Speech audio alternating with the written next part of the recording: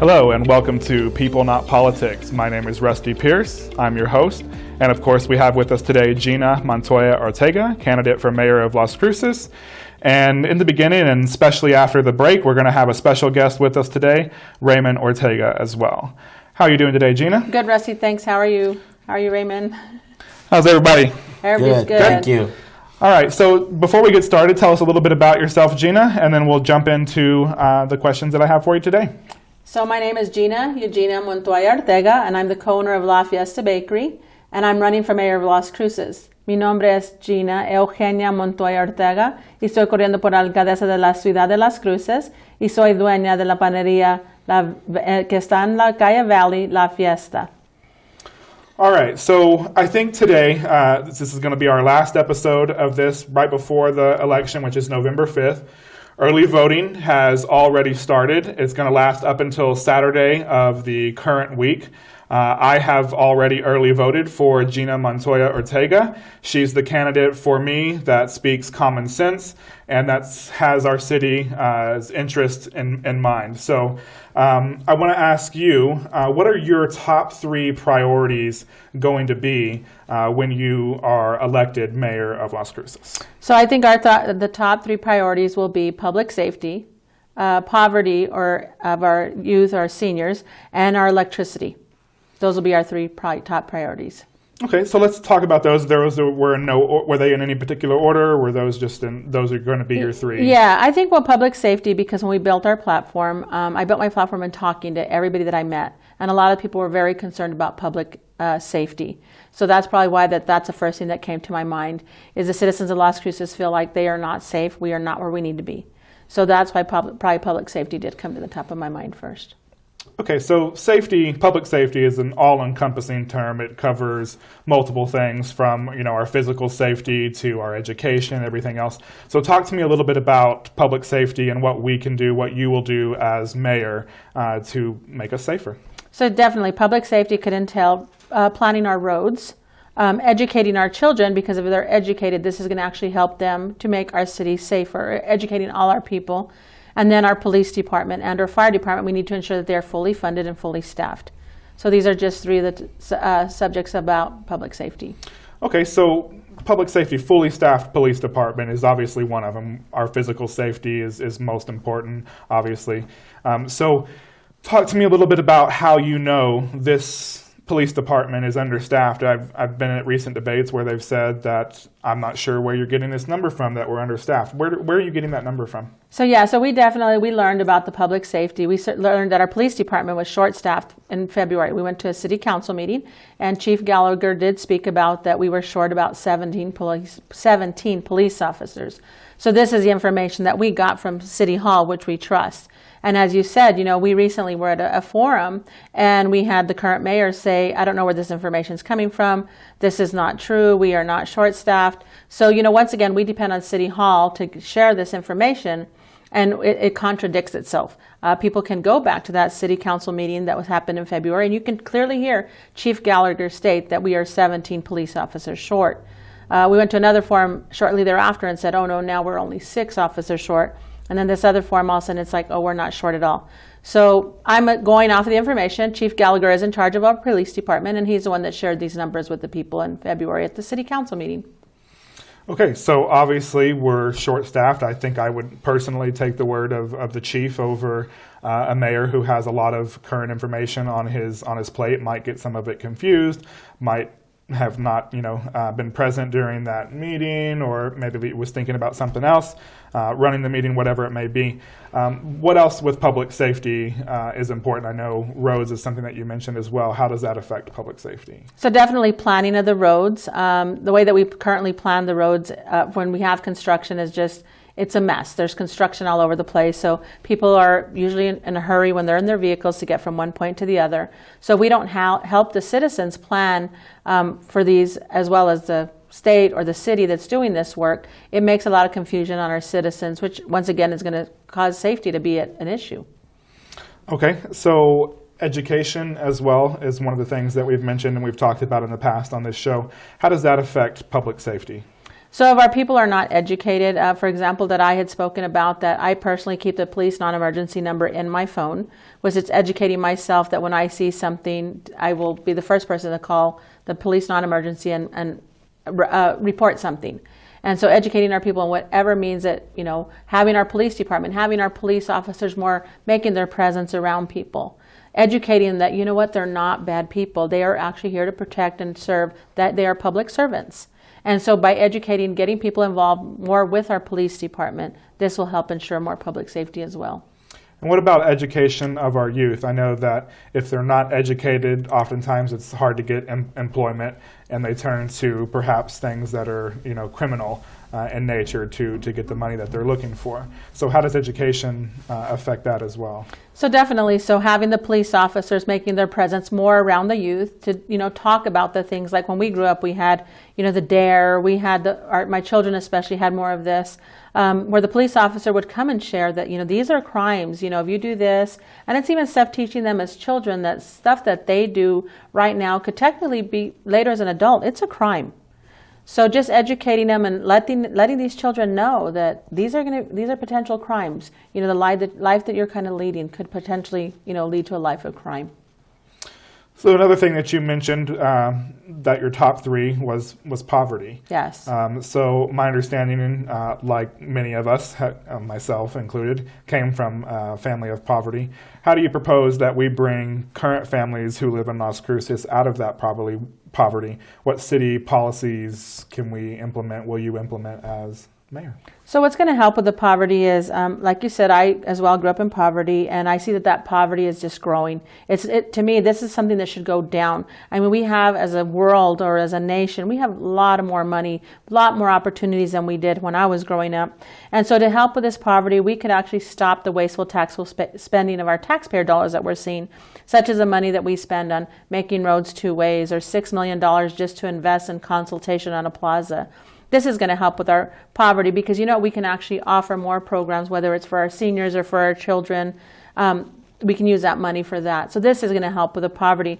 I believe that we see a lot of people that their backs are against the wall. They feel like they don't have a way out. There's nothing for them. They're already poor, and we don't offer anything to help them. So, we see a lot more young people taking their lives or turning to drugs or alcohol or whatever it may be because they just feel like there's no way out. Well, that's where we as a city, if we invest in them, invest in our seniors. We had Mr. Blitz here a few weeks ago, and he spoke about that, he loves to dance. He doesn't choose to go do this at a bar. Unfortunately, at night, that's the only place for him to have gone to go dance. So why aren't we utilizing our senior citizen centers where these people can actually go dance later into the evening instead of he would go home and sit and watch TV by himself? So. Okay, so for example, the city spent $60,000 on a movie trailer for Walking with Herb, with no distributor for that, no plans to show that at a film festival. There aren't a whole lot of local theaters in Las Cruces that are going to play this. We've just announced that we're going to spend $2.5 million on another movie, which, again, where's the distributor? Who's actually benefiting from this in Las Cruces? So my concern is that we're not helping those that are actually in poverty by doing many of these what I would consider extracurricular activities. So you're right, we did bring Mike on before, and he talked about the helmets and stuff like that the city used to maintain, but is now no longer maintaining. That's a pretty expensive piece of equipment that kids would have to purchase, essentially their parents would have to purchase. These kids don't have a job at that age. So what else can we do to bring those kids out of poverty, or what other wasteful spending could we stop that we could put into our youth? Yes, so we had Mike Clark here, and he's a coach and founder of Crosstown Boxing, he's coached youth football. And so another way that we can help these is these entry fees that these kids or their parents have to pay for them to participate in the sports. Just for example, he brought up that to play football is $75 a child. And then on top of that, their helmet was like another $75. So that's $150. And like you had spoken about, Rusty, that, that now you're helping coach your niece's volleyball team and the entry fee that they even had. I mean, these are fees that, I look at that. We have these children that are wanting to do something besides sit on their couch and play games. And that's what they choose to do that, that's great. But in the long run, how is that helping them as an adult? I think it's great that these kids that actually want to get out and play soccer, play football, play basketball, play volleyball, whatever. Maybe it's even a child that's not sports, centered.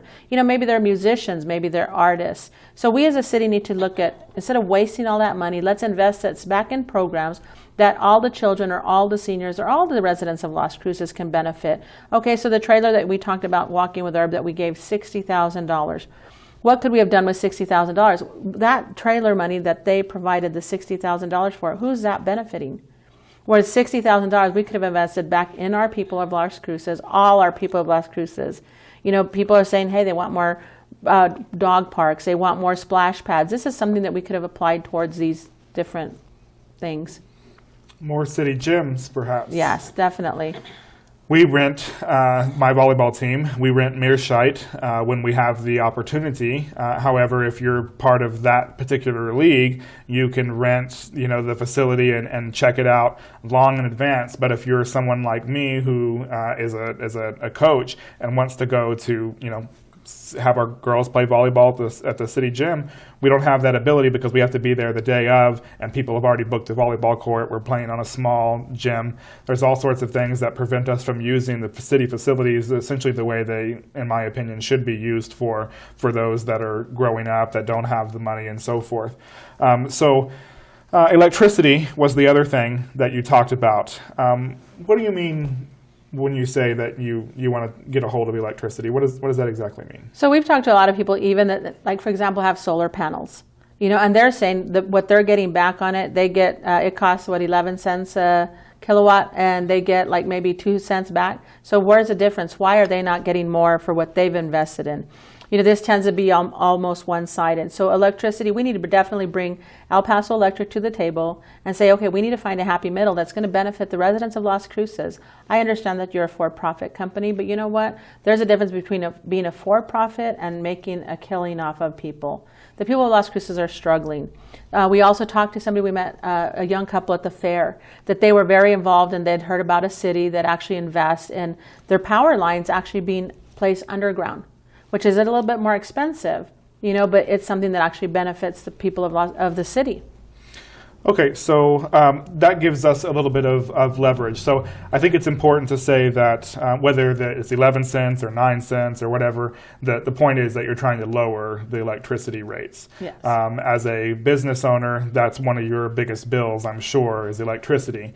So lowering that is going to give everybody more money in their pocket. The question is, what can we do to gain leverage over El Paso Electric so that we can bring that energy rate down, or if we're generating that energy in solar panels, how can we get more from what we're investing in by putting solar panels on our roof?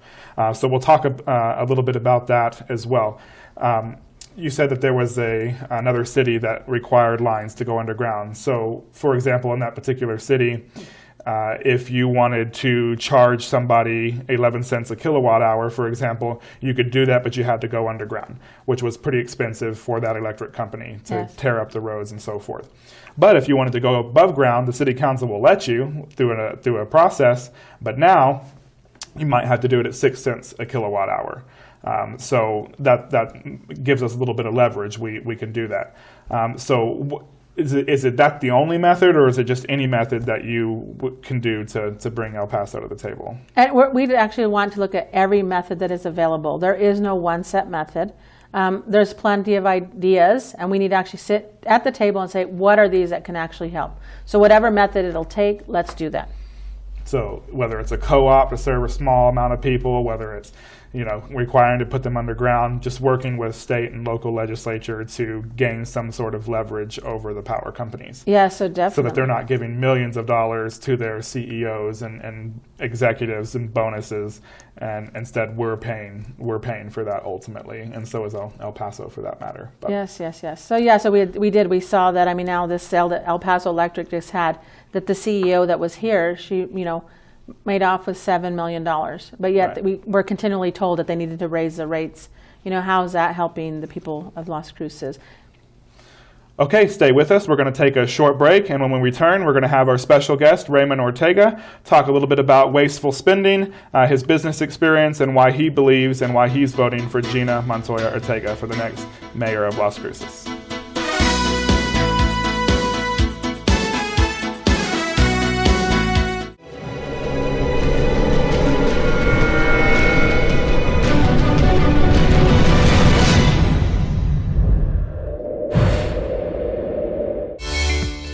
Hi, I'm Gina Montoya Ortega, candidate for mayor of Las Cruces and co-owner of La Fiesta Bakery, here with my husband Ray, of 33 and a half years. I am ready to be Las Cruces' first choice mayor. Please keep me in mind when you go to vote for our next mayor of Las Cruces. A few of the reasons that I'm running for mayor of Las Cruces is I'm tired of our voices going unheard. I'm tired of our taxpayer dollars being wastefully spent. I'm tired of seeing our children and our seniors in poverty and not moving forward. I'm tired of seeing that our people are not feeling the safety that we need to, so we need to ensure that our police department and fire department are fully funded and fully staffed. I am Gina. I am the candidate that's ready to move the city forward, ready to get in there and move it forward along with your help. So please keep me in mind, Gina Montoya Ortega, for candidate of Las Cruces mayor and co-owner of La Fiesta Bakery. Thank you for your time, thank you for your vote, and may you all have a wonderful day.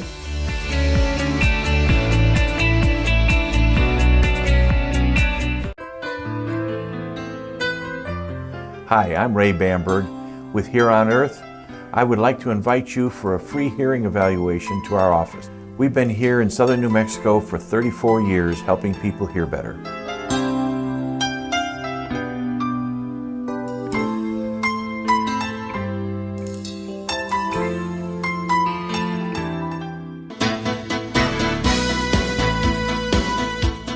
Hello and welcome back to People Not Politics. My name is Rusty Pierce. I'm your host. And as I said before the break, we have with us today a special guest, Raymond Ortega. How are you doing today, Raymond? Just fine, thank you. Of course. So tell me a little bit about how you know Gina, and then we'll go from there.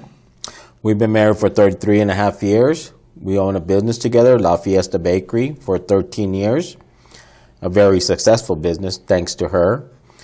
She has helped me build up this business to where it is number one in the city for the last 5-6 years. She brings a lot to the business as a business owner. She's a very intelligent person. Okay, so your husband and you have kids together as well and business owner, is that correct? Yes. All right, so in this business that you guys run together, you mentioned that it was number one in Las Cruces, that it was the best business, Yes. best bakery, if I'm not mistaken, Yes. in a couple years in a row. Yeah, so definitely. So like how he's saying that we were the best bakery, the Las Cruces Sun News actually had a Reader's Choice Award. Reader's Choice. And we won that at least about 8 years. So on paper, we were the best bakery probably about 8 years, but to be able to survive 13 years in Las Cruces as a small business, we are probably the number one bakery in many more ways than just the Reader's Choice Award. And so that's what you were talking about is, how you became a successful business. So perhaps did you guys always, as co-owners of La Fiesta Bakery, did you always see eye to eye? No. Tell me about a time where you may not have seen eye to eye or perhaps not even using a specific example. Tell me about how you would approach a situation where you didn't always see eye to eye. Well, when we didn't see eye to eye, we would come together, sit down. She'd listen to my side, I listen to her side, and we come to the middle and go in the right direction that we needed to go to. Just like recently, 2 years ago, we had to purchase a new oven because my old oven was going out on me. So we had to sit down and think this out, since it was the main core of our business to have that oven. So we sat down, she worked out the cost it was going to cost, what it was going to entail to pay for this back. We got together, worked it out, and we bought it. So he just mentioned that he listened to both sides of the story. Is that what you're going to do? Are you going to be one-sided as mayor? Are you going to listen to both sides, even independents and others that are out there as well? No, this was definitely a key success that we were able to do as a husband and wife team, is to move the bakery forward in a successful way as a partnership. And that's definitely the way the mayor and the city should be. It should be a partnership that you actually listen to what people have to say and find the best solution to move the city forward. Did I have all the right answers? No, not all the time. Did he? No, not all the time. But when we were able to come together and talk about things, we were able to move it forward. And like we said, to have a successful business in Las Cruces for 13 years, it took, a lot of compromise, a lot of discussion to actually do what was best for the bakery. I think that's one of the reasons why I personally am voting for you, because I believe you're a solutions-based candidate. So that's why I'm voting for you, Gina, is that, I believe you're a solution. So what other business experience did Gina provide that helped you become that most, one of the successful bakery? Gina has a great big heart. She cares deeply for the city of Las Cruces. She could bring a lot to the table to succeed and make the city great. It needs help. This city really needs help.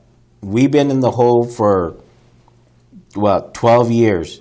It has been going backwards instead of forward. We need to get this city back on track, help the citizens of Las Cruces succeed, and move forward. It's time for all this wasteful spending, time to get rid of all that, time to be successful again, be number one.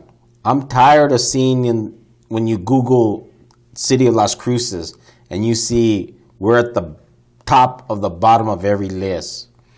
Let's talk about that for a second, because I believe there are multiple reports out there, specific reports that talk about Las Cruces being the best this or the best that. I believe, is that the Star report or something? Talk to me a little bit about that. Yeah, so the Star report that you're talking about was a report that when I ran 4 years ago for mayor, that we were like the best of whatever. Well, upon doing homework and research, this was a report that I found that the city had paid for us to be ranked. So that's like having your mother grade your homework. Unfortunately, my mother would have graded me the grade that I deserved. So if you didn't pay into this particular survey or, ranking system, you weren't even eligible to be on the rank, right? Yes. So yes. The city had to spend money to pay to be part of this, to get ranked. Yes. So, and ever since that happened 4 years ago, now that we keep seeing all these reports that we're the best run city or we're the best whatever, I tend to not believe that because they lied to us the first time.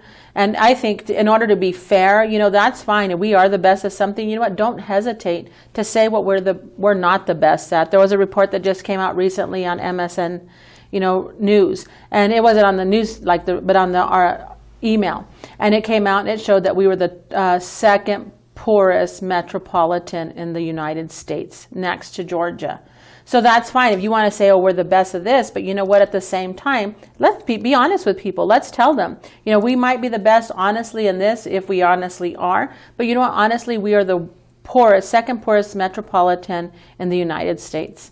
But isn't that wasteful spending any amount of money, whether it's $1 or $20,000, to pay to be ranked? If you're number one, aren't you number one regardless of how much you have to pay for that? Yes. And what could we have done with the money, regardless of what the number was? What could we have done with that money, or what would you have done with that money as mayor? Invest that back into the people. You're right. I mean, why do we have to pay for somebody to say, we're the greatest and the neatest or whatever? You know what? Take that money and let's invest it back in our people, and let's make us truly greatest and neatest. Because then, you know what? It's going to speak for itself. When you can look around like us as business owners, and we would see people that would come in and are struggling to pay 90 cents for a donut, we know things are not right. We know they're struggling.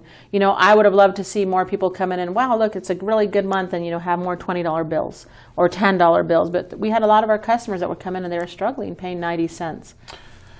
So Raymond, to be a successful business, you need customers, you need to have a good product.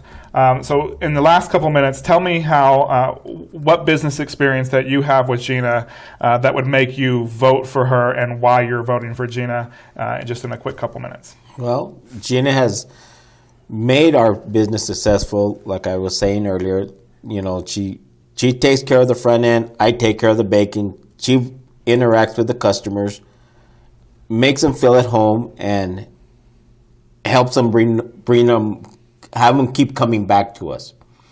Just like, for another example, as a business part of her, let's go back to more gyms, more fields, more soccer fields and everything for our kids. Okay, if she could bring all that to the city with more fields, more gyms and all that, we could have more tournaments each weekend. We have beautiful summers. We have lots of beautiful days here. She could bring tournaments every weekend, which will bring revenue to the city. In turn, that will help our city grow, where we could bring in more businesses to succeed in our city. All right, so we've got a couple minutes left. Early voting has started. I'm voting for you, obviously. Raymond's voting for you. We've had others on the show that are clearly voting for you. So this is your last chance. Tell me why. Tell the voters why they should vote for you as the next mayor of Las Cruces and be your first choice mayor. Thanks, Rusty. Thanks, Raymond, for giving me your vote. I'm voting for myself. And I believe that, you know what, Las Cruces, I'm born and raised in Las Cruces. I'm tired of seeing where our city's headed. I'm proud of my city. I love my city. I love the people of Las Cruces, whether you were born here or you moved here. Let's make Las Cruces the true #1 city that we can be without having to pay for reports, without spending taxpayer dollars wastefully. Let's invest that money back in our people, back in our seniors, back in our children. I am your candidate as first choice mayor, not because I'm narcissistic. It's not about me, but to lead somebody, you need somebody that's willing to take the reins, get their running. I'm that candidate that's ready to do that. And at the same time, when I do become the mayor of Las Cruces, I expect you to hold my feet to the fire. Come and say, you know what, this is what we need to do. This is how we're going to do it. And together, whether you are red, whether you're blue, whatever, we don't have a problem telling gang members, leave your colors at the door. Politicians, leave your colors at the door. Let's bring both colors together. That's why we chose the color purple. Let's move this city forward and make it the best city that it can be for everybody that chooses to make Las Cruces their home. So please keep me in your mind as your first place ranked choice mayoral candidate. Have you in your mind maybe somebody else that you really believe a little bit strongly in more than you do me? Then I will ask for your second place choice. However, please keep me in mind when you do go to vote as our next mayor of Las Cruces, Gina Montoya Ortega. Thank you, and thank you for tuning in. Thank you for watching People Not Politics. My name is Rusty Pierce. I'm your host, and today we had with us Raymond Ortega, co-owner of La Fiesta Bakery. Thank you, and I look forward for your vote for Gina Montoya Ortega, candidate for Las Cruces mayor.